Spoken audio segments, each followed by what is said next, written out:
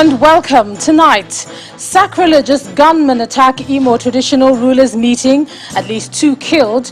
Governor Hope Uzodimma condemns attack, commiserates with families victims. Heightened insecurity troubles Governor of Bauchi State Bala Mohammed, says he's having sleepless nights over situation. Concerned youths reflect on the EndSARS protest 1 year after. Lagos Commissioner of Police warns against any form of gathering. And Poland accuses European Union of blackmail as dispute over clashes in EU law escalates. That's international news from our London studio. On business news tonight, federal government set to announce a new agreed policy for more improvement in the sector. And on sports news, Manchester City returned to winning ways with an emphatic win against Club Brugge in matchday 3 of the UEFA Champions League. And from Abuja, UNICEF laments the number of out-of-school children as Emir of Kano, Aminu Ado Bayero, calls for an end to street begging. Nenasa community, the headquarters of Njaba local government area of Imo State, has been thrown into mourning following the killing of at least 2 traditional rulers there today. The police spokesperson in the state command confirmed the casualty figure to Channels Television, saying some other monarchs who were also shot are fighting for their lives. A source in the community earlier told Channels Television that at least 5 of the monarchs lost their lives in the attack by gunmen who were said to have invaded the venue when they were holding a meeting and opened fire on them, leaving several other persons wounded. It was gathered that 20 of the traditional rulers were at the meeting before it was interrupted by sporadic gunshots. The state governor, Hope Uzodimma, has been speaking about the incident, promising to bring the culprits to book. The situation is very pathetic. The situation is condemnable. This is a new dimension to the banditry in the state, where they have to now begin to attack traditional rulers gathered in a hall in their normal meeting with the council chairman presiding. All I know is that we will take it very seriously, and we must go out to every length to ensure that those behind that crime are brought to book. We will never allow such thing to happen again in the state. Meanwhile, the Interim Management Committee Chairman of Njaba Local Government Area of Imo State, Emeka Iheanacho, who called the meeting, he was present during the attack as well. Now, he gives an eyewitness account at that meeting. We were in a meeting with the traditional rulers of Njaba local government in our usual monthly meeting. As the meeting was coming to an end, we saw some people carrying guns, stormed into the council, and they besieged the council hall where the meeting was taking place, and they opened fire. And in Kaduna State, no fewer than 50 bandits have been reported killed during an operation in the Salawa-Farin-Roa axis of Brenungwari local government area of the state. According to the State Commissioner for Internal Security and Home Affairs, Samuel Arwan, a Nigerian Air Force helicopter gunship provided close air support to the ground troops for the operation. He explained that following extensive scans, bandits were spotted on 5 motorcycles about 4 kilometers east of Salawa, waiting to ambush the ground forces. But they were, however, engaged by helicopter gunships and killed. Mr. Arwan added that about 50 motorcycles were sighted fleeing towards Farin-Roa and were struck by the gunship, while others who fled were mopped up by the ground forces. He said many more fleeing bandits were neutralized after a second helicopter gunship joined the operations, while a later assessment revealed that more than 50 bandits were neutralized during the joint operation. Now, the spate of insecurity in Bauchi State is giving the governor sleepless nights. Governor Bala Mohammed spoke about these concerns during the State Executive Council meeting, where he asked political appointees to be fully involved in finding solutions to the problem, especially in their respective local government areas.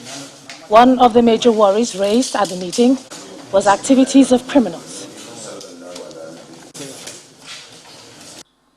security, we are having sleepless nights. You have seen I have come late. There is no time I'm not talking about security. You are my representatives in your own right. You will have to change our style. These people are coming and they are really collaborating or conniving, I would say. I will not use that good word for a bad thing.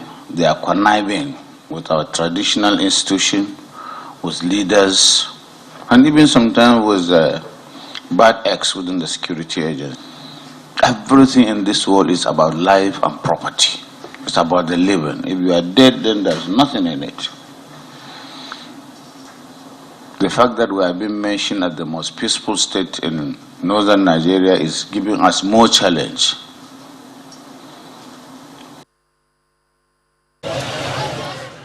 And in the aftermath of the attack on a market in Goronyo, which left over 40 people dead, the Sokoto State Governor Aminu Tambuwal has paid a condolence visit to the community. Again, he warned residents in Sokoto against taking laws into their hands, which is responsible for the escalation of violence in the state.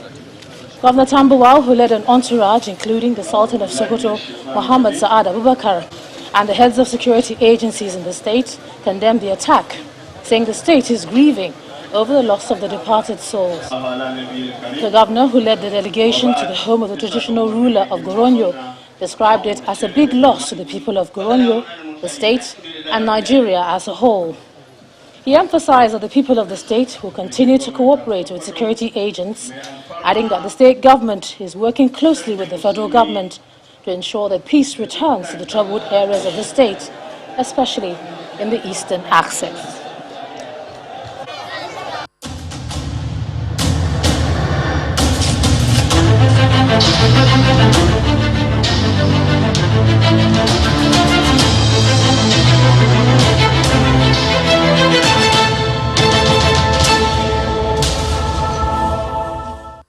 Ahead of tomorrow's planned procession in commemoration of the EndSARS protest, the Lagos State Police Command carried out a show of force today. The convoy patrol commenced simultaneously in different parts of the state. The State Commissioner of Police, Hakeem Odumosu, warned residents, especially the youth, not to embark on any form of protest without the approval of the police. He explained that such approval will enable police deployment for adequate protection against hoodlums who may hijack the exercise. A display of strength and readiness by officers and men of the Lagos State Police Command around the Ikorodu area of Lagos, hours to the planned procession to mark the one-year anniversary of the EndSARS protest.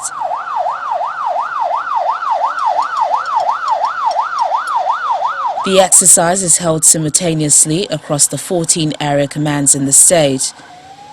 For the Commissioner of Police, Hakeem Odumosu, the convoy patrol is to create awareness of the command's level of combat readiness. It's meant to achieve two things. One, deterrence, to let the criminally minded people to know that police is up to take care of them. So that's one aspect. And the second aspect is to reassure members of the public that we are out to protect all the law-abiding citizens. Of recent now, there has been so much tension in Lagos, which you are aware of. So in order to doubt that tension, we need to reassure members of the public that police is out to protect them. So that's why we had that show of force. On the planned procession, the state police boss explains that the command will only allow an indoor, convoy and virtual event with the police on ground to provide adequate security. If you want to go on vehicular procession now, okay, but they are not going to stop somewhere, come down somewhere now and converge somewhere. That's why people will retreat. Not that they are going to get to a place like a commercial venue, a commercial center now, the middle of and say they want to come down and do something. We are not going to allow that at all. To avoid a reoccurrence of the mayhem witnessed last year, Mr. Odumosu has given assurances that the police will not abdicate their responsibilities of protection of lives and property by allowing a repeat of the 2020 incident in the state. And as we continue our coverage of the one-year anniversary of the EndSARS protest, our technology correspondent Victor Matthias in this next report takes a look at how fake news shaped events during the demonstrations.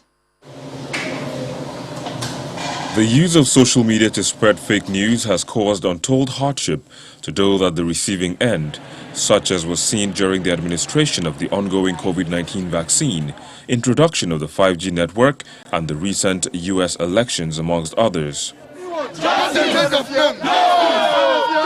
This practice is not left out in Nigeria, as it was the situation during the EndSARS protest that took place in October of 2020.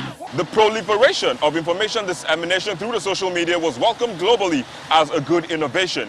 However, it has been used to portray events truly or wrongly, like the events that took place right here in 2020. Instances such as the picture of a lady whose two brothers were killed, Catholic bishops joining the protest, the narrative that raising the Nigerian flag stops a soldier from hurting one, and videos of a presidential spokesman calling the protest a child's play, as well as a mall being looted after xenophobic attacks dominated the social media space, but all of which were later found to be fake. Fake news have always posed, a danger to society. It's been as long as mankind, and it has the capacity to destroy communities, to cause war, to cause conflict, to inflict pain on families, to inflict pain on business owners. It really can be used to do very dangerous things. Fake news is just one of those things that I believe is probably the most dangerous thing to the online community today. And the danger is on so many levels.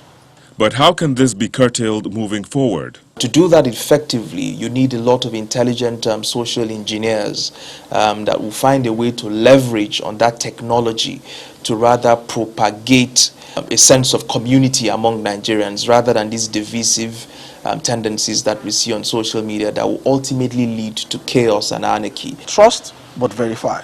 Whatever the source, please verify before you send it along. We can embark on educating the people who use social media or messaging app, and say when a message is shared with you or shared on WhatsApp or on Twitter or on Facebook, try and ask questions before you start pushing those messages forward.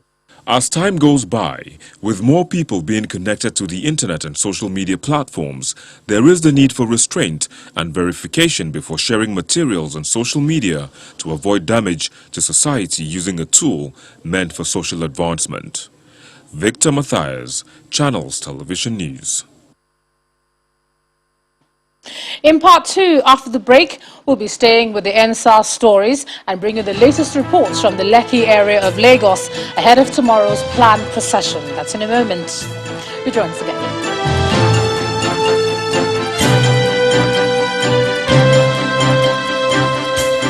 Welcome back. If you've just joined us, you're watching the news at 10 on Channels Television, coming to you live from Lagos. A reminder of our top stories. Gunmen attack Imo traditional rulers meeting, at least 2 killed. Governor Hope Uzodinma condemns act. Heightened insecurity troubles Governor of Bauchi State, says he's having sleepless nights over the situation. Concerned youths reflect on the EndSARS protest 1 year after. And Poland accuses European Union of blackmail as dispute over clauses in EU laws escalates.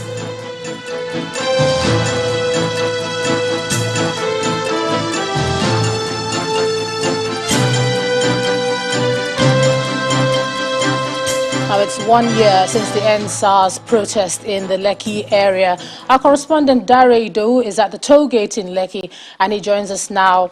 Hey Dare, tell us what's happening there where you are now. Thank you very much, IJ. Of course, I'm at Lekki at the moment, and let me give you a bit of a background of how we got here. When we're driving in from the mainland, of course, because today is a public holiday, the traffic is quite light, everything is cool, there seems to be nothing unusual. The police are at their regular spots from the mainland to the island. Okay, now, you can see from my background, I'm standing about 300 meters away from the plaza, and that's because as soon as we got here, we approached the police and trying to get the permission that we're going to be shooting for the bulletin. The police said that wasn't going to happen. We also approached those in charge of the plaza as well. They said for tonight it's not going to happen. So that is why I'm standing at this moment. We can catch the sight and sound of Lekki from where I am. And how did we get here? In October last year, after a series of protests that rocked some parts of the country, this particular toll gate was the epicenter of that protest. A shooting occurred. After that, the country recorded pillaging and, of course, some violence as well. The panel set up. It's been a lot of back and forth since then. But now the EndSARS protesters say tomorrow there would be having what they call a memorial, and it's coming with a twist. It's not the regular protest that you're used to. They will be driving by the plaza. They will be doing a drive-through, and they will be blasting their horns and, of course, waving the Nigerian flag. And that is the template of that particular protest. Of course, the police has also reacted. They said they are not going to allow any kind of convergence on this particular site. What they said is they cited the volatility of the situation in the country. The protesters have also said they are not here to cause any violence. They would be remembering those who they claim died at this plaza a year ago, and to other victims of police brutality in the country. Ijoma. Yeah, Dari, just in terms of how easy it will be for commuters to go through tomorrow, I know you said that it was difficult for you to shoot, and we can see where you're standing. But from what you heard from the police, during that drive-through, will other people be able to go through as well easily, or will they be at one particular end? What are you hearing quickly? Okay, Ijoma, what I gathered, and I'm going to use an experience when we covered the last protest here in February, when the EndSARS protesters tried to gather again. The police dispersed them, and they didn't take it lightly at all. Again, there's been a show of force. That is to tell you that there's going to be a repeat of that particular modus operandi of the police. But one thing I have to tell you right now,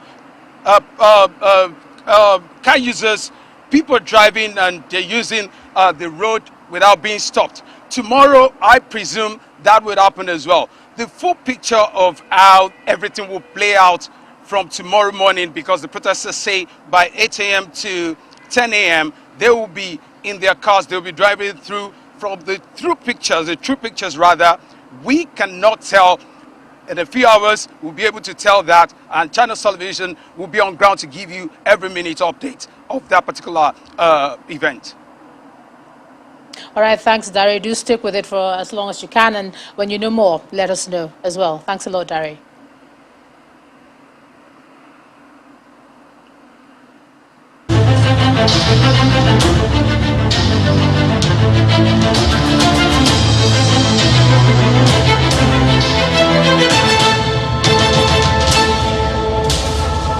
And from there, we cross over to Abuja. Here's Gloria Umezuoke. Gloria? Hello, Ijoma. Good to see you. We'll begin with the protracted issue of street begging. About 10.5 million children are not in school in Nigeria, with Kano State alone bearing the burden of 1.5 million. This is according to the United Nations Children Education Fund, UNICEF. And in spite of the compulsory free basic education for all children in Kano State, including free homegrown school feeding program by the federal government, the streets are not completely free of children begging in Kano. This worrisome trend seems to be getting some attention as the Emir of Kano promises to take action on the matter. Our correspondent, Nanchin Vincent, has this report. Kano State is one of the two states with the largest population in the country, but that is not without its challenges. The United Nations Children Fund, UNICEF, puts the number of out-of-school children in Kano at 1.5 million. This disturbing revelation may have prompted the state government to come up with measures at ensuring more enrollment in the schools. This includes free and compulsory basic education in the state. But in spite of all this, some children are still found on the streets rather than in the classrooms. The Emir of Kano, Aminu Ado Bayero, has however brought the worrisome situation to bear, as it has become pertinent to help in sensitizing and mobilizing people to support the efforts of the government and development partners in addressing the issue. Children in street situation face serious challenges, including lack of basic needs and safety, as they are confronted with several forms of hazards, as well as lack of a sense of belonging to a community and substance abuse. One of the fallouts of this menace is street begging, which the traditional ruler says is unacceptable. I'm instructing all district heads, traditional title holders, village heads, ward heads, imams and ulamas, and other traditional and religious leaders in my domain to be champions in promoting issues I have raised. The UNICEF field officer explains that education goes beyond having the children in the classroom, but actually plays a role in their development. We are standing side by side with the government, advocacy with the public, advocacy with the government, and whatever possible, including financial resources and when possible, providing the technical support that the state needs to make sure our children are cared for. With the efforts of the state government, traditional rulers and development agencies, many are optimistic that the number of children out begging will be reduced, and this will in turn lead to an increase in the number of enrollment in the schools. From Kano Commercial City, Nanchin Vincent, Channels Television News. Elsewhere, the National Youth Service Corps and the Nigeria Cancer Society are leading an advocacy on the need to raise awareness for breast and cervical cancer in Nigeria, as they call on the government to make screening free for patients. The Arm Our Youth's Health campaign in Abuja hopes to engage corps members across the country to campaign for early screening and treatment for people with cancer. But beyond the awareness campaign, the president of the Nigeria Cancer Society is asking the government to include cancer care on the lists of diseases covered by the National Health Insurance Scheme. The National Youth Service Corps and the Nigeria Cancer Society join other campaigners against cancer at this conference in Abuja to raise awareness on the dangers of the disease.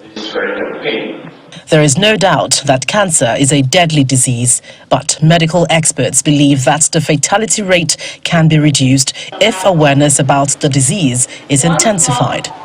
Your best bet for getting cure is early detection. When you get it early, then you are likely to receive cure. But in Nigeria, more than 80 to 90% of patients who present in hospital with cancer appear at the late stages, where very little can be done for them. And so awareness is one of the most important things that needs to be emphasized when we are talking about cancer care.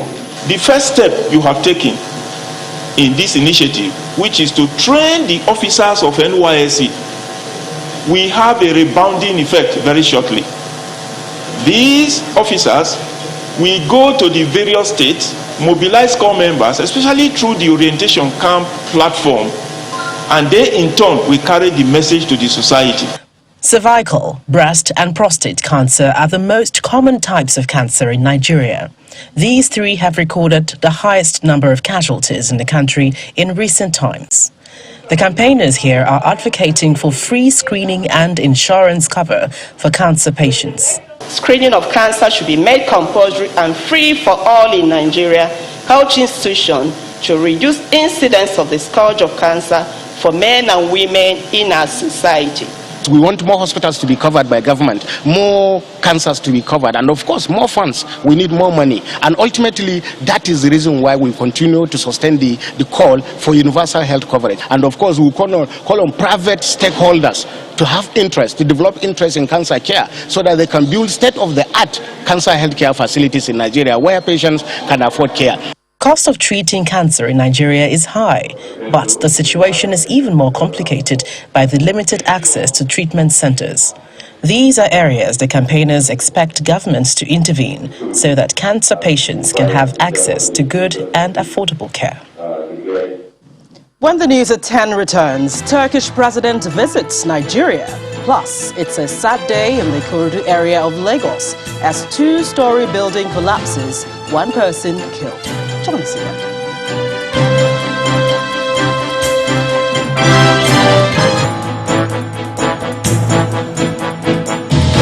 Welcome back. You're still watching the news at 10, coming to you live from Channels Television. The President, Muhammadu Buhari, is expected to receive his Turkish counterpart, Recep Tayyip Erdogan, and wife, Emine, as they begin a two-day official visit to Nigeria. According to a statement issued by the Senior Special Assistant to the President on Media and Publicity, Mr. Garba Shehu, the Turkish President is expected to arrive in the country from Angola.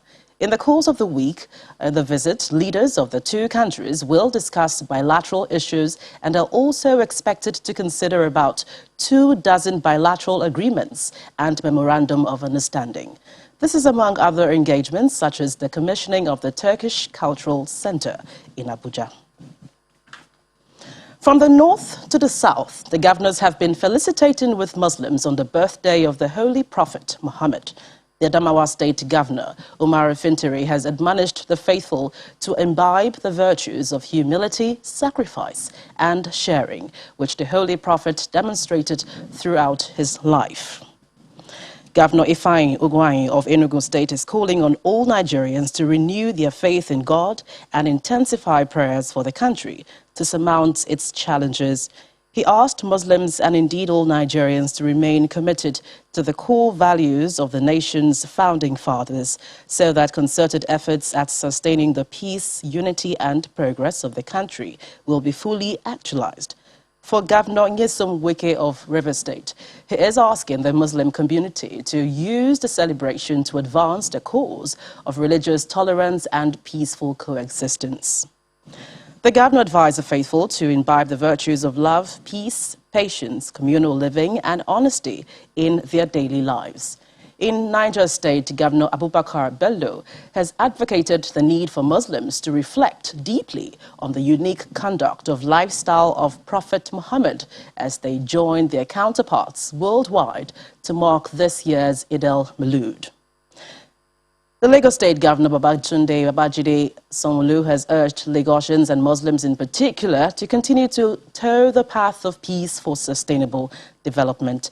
The Cross River State Governor, Professor Ben Ayade, has called on Nigerians to remain united and allow peace to reign between Christians and Muslims. At the Nigerian Navy Mosque in Calabar, the state capital, the governor explained that the country is better united than divided. And in the spirit of unity, I want to admonish every Nigerian that religion is not the basis for our relationship, but humanity. And that I have been here. I sat down from start to finish of this program, and I have learned a lot from the Muslim preaching and Muslim teaching. And I have seen exact relationship between the Muslims and Christians. I am shocked at what I have heard and read and all through the programs. My commitment and conviction, therefore, is that all these artificial divisions in terms of religious sensitivity are just man's creation. That is not what God has ordered. I think this country has so many things that have united us more than the things that divide us. So let's kill those things that divide us and strengthen those things that put us together. Well, that's it from the nation's capital. It's back to Ijoma for more on the news at 10. Thanks a lot, Gloria. One body has been recovered and 15 others rescued from a two-story building which collapsed on Monday night in the Ikorodu area of Lagos. The rescue operations conducted by several agencies, including LASEMA, NEMA and the police, has been concluded, as the injured are currently receiving treatment at the General Hospital in Ikorodu. Also, occupants have been asked to leave the premises. In July, one person was killed when a building under construction collapsed in the Ishawu area of Ikorodu. In the meantime, the Lagos State Building Control Agency has been carrying out integrity tests in some buildings across the state. Then, around 10 p.m., we were informed that a building, a 3-story building, collapsed. Immediately, we activated our response plan. All the key stakeholders that are important in managing emergency in Lagos State moved to the scene. With that combined effort, we are able to rescue 15 people alive. Also, we recovered one body from the collapsed building. With that, we combed the arena since yesterday till this morning. We did emergency structural tests for the buildings around the place, and we discovered that another 3-story building is imminent, has failed integrity tests. We are going to carry out investigations about what led to the collapsed building. We are going to do structural testing and integrity testing for all the structure that are around this area. And we appeal to the good people of Lagos State to always abide with the building rules and regulations. Let's take a look at some business news now. Here's Teniola Shobowale.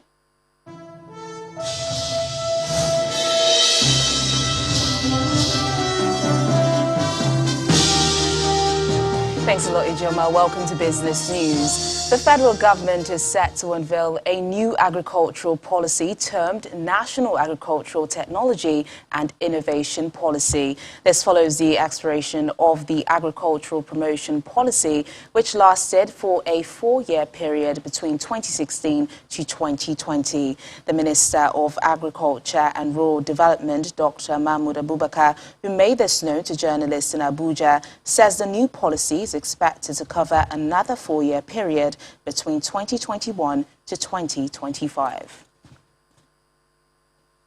Meanwhile, the federal government has announced the scrapping of the Department of Petroleum, the Petroleum Products Pricing Regulatory Agency, and the Petroleum Equalization Fund. This was made known by the Minister of State for Petroleum Resources, Mr. Timipre Silva, during the inauguration of the boards of the Nigerian Midstream and Downstream Petroleum Regulatory Authority and the Nigerian Upstream Regulatory Commission in Abuja. The minister also mentioned that the NPRA and NURC had taken over the functions of the 3 agencies, while the chief executives had been relieved of their various appointments. We are all aware that the Petroleum Industry Act has been passed, and that act has created 2 successor agencies to the DPR, the Petroleum Equalization Fund, and to the PPPRA. Therefore, since the law had been passed, the successor agencies are already in place. The President, in his wisdom, has appointed the chief executives and the chairman of the boards, and on Friday their letters of appointment have been issued. It is my place to ensure that they start work immediately. Right now, since the DPR had become defunct, it was becoming a problem how to continue next. But we're happy that the chief executives are now in place for the commission and the authority, and therefore that vacuum no longer exists.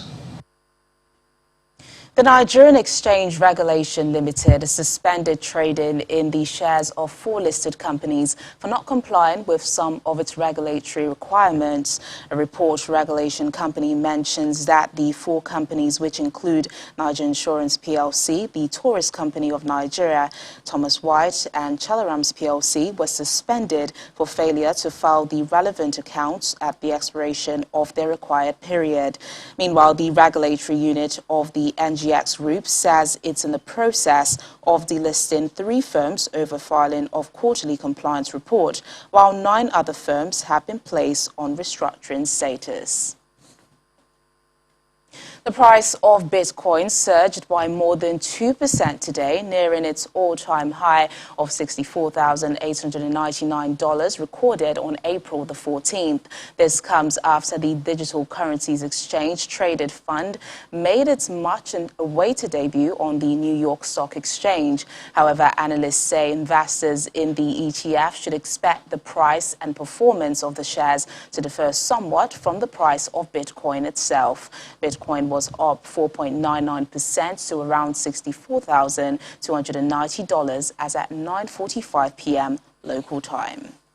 And that's business news tonight. It's back to Ijeoma for the rest of the news at 10. Thanks a lot, Teniola. Still ahead on the news at 10, Poland accuses European Union of blackmail as dispute over clauses in the EU laws escalates. And more international news from our London studio. Please stay with us.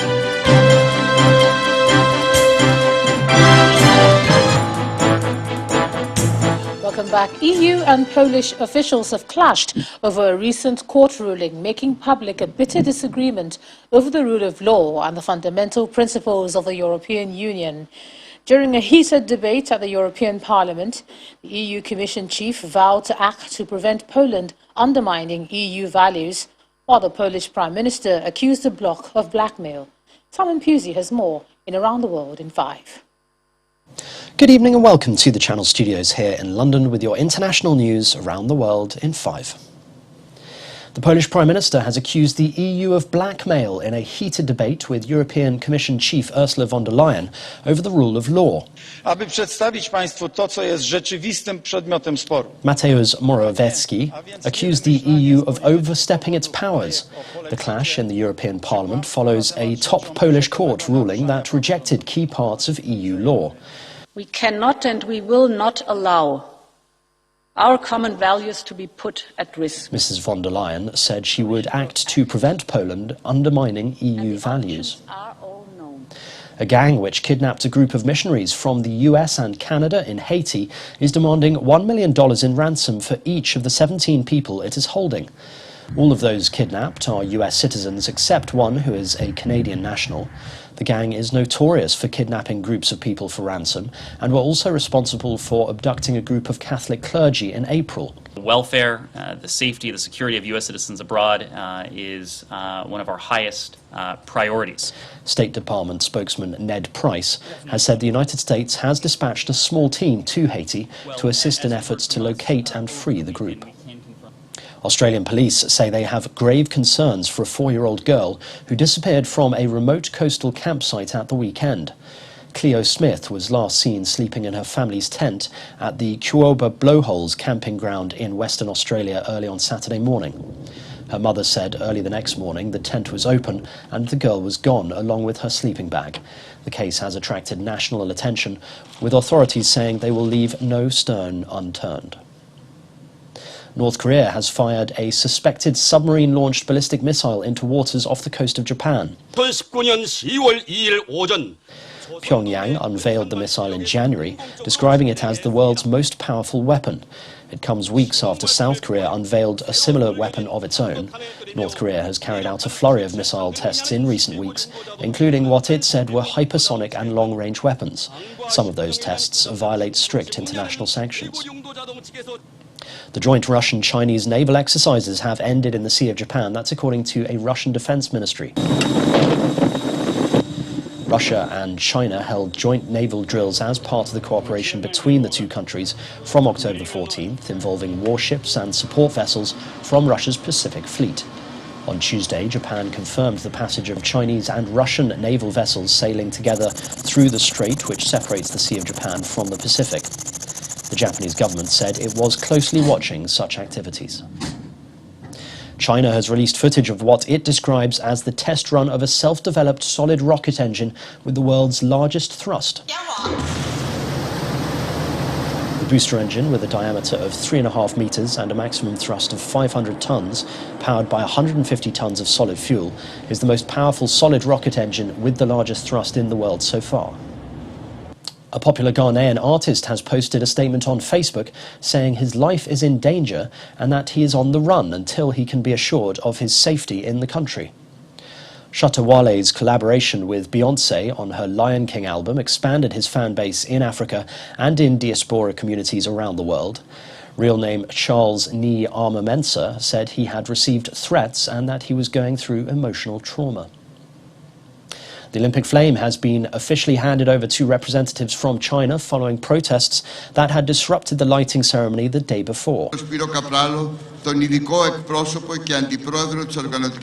Zaiqing, vice president of the Chinese Olympic Committee, accepted the torch from International Olympic Committee member Spiros Kapralos at a ceremony in the Panathiaik Stadium in Athens. On Monday, human rights activists protested as the Beijing 2022 Olympic flame was lit at Greece's ancient Olympia, just over 100 days before the start of the Games in February. And finally, a bride and groom in the flooded southern Indian state of Kerala have managed to make their wedding in rather unusual style. Floating in a giant cooking pot in waters covering what used to be a street, they did manage to eventually make it to their ceremony. The couple were eventually able to perform their wedding rituals in the city of Alpuzha. And that's your international news around the world in 5. Now back to the channel studios in Lagos.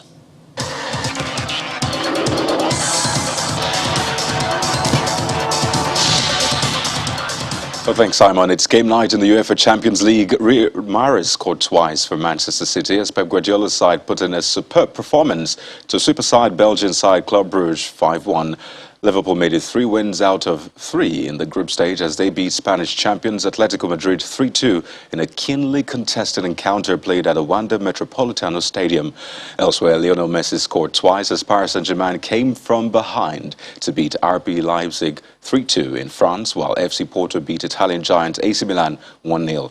Sporting Lisbon beat Turkish side Besiktas 4-1. Ajax pulled off the biggest upset of the night, beating Bundesliga giant Dortmund 4-0 at the Johan Cruyff Arena. Inter Milan got back to winning ways with a 3-1 victory over Moldovan side FC Sheriff at the San Siro, while 13-time winner Real Madrid hammered Shakhtar Donetsk of Ukraine 5-0. And Chelsea manager Thomas Tuchel admits a heavy workload for the reigning European champions may have contributed to their lack of freshness on the pitch in recent games. But the German has backed them to rise to the challenge of competing on all fronts. Chelsea hosts Swedish side Malmo in the Champions League on Wednesday night, looking to bounce back from a 1-0 defeat by Juventus in the last group game. Yeah, I think we lack a little bit of form. And we lack a bit of enthusiasm in the last %, yes. And I think one big reason is that we play too much. Not we as a club, but the players play too much. And I'm a big friend of quality and not quantity. So, and this is what's the situation right now, and it's what we are facing. But this is nothing new. The World Football Governing Body FIFA and host of the 2022 World Cup Qatar have reassured teams that they are committed to organizing not only the biggest but also the safest World Cup ever. Qatar officials had earlier said they hope to hold a coronavirus-free tournament and plan to make vaccinations available to attendees not already vaccinated. And that's sports news for tonight. It's back to Gemma on the news at 10.